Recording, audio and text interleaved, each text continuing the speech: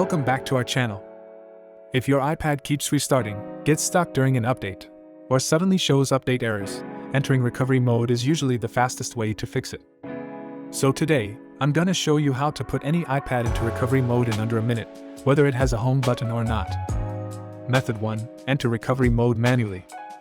If your iPad has a home button, first connect it to a computer or power source.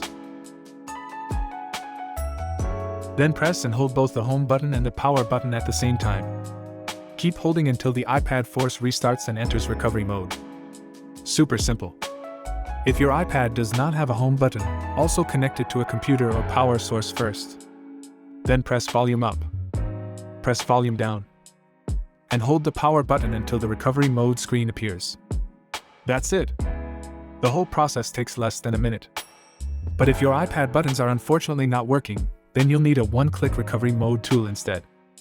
Method 2. Enter recovery mode using Ultfone iOS System Repair.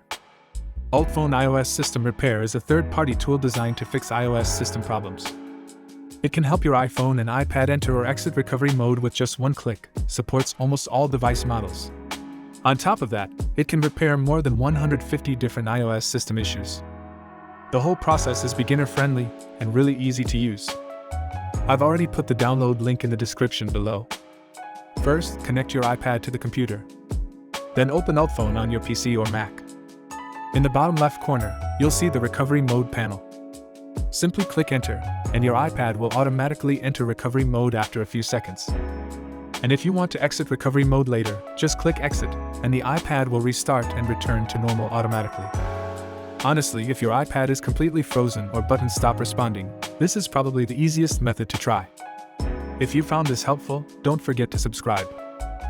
I've got more iOS 26 tricks coming your way soon. See you next one.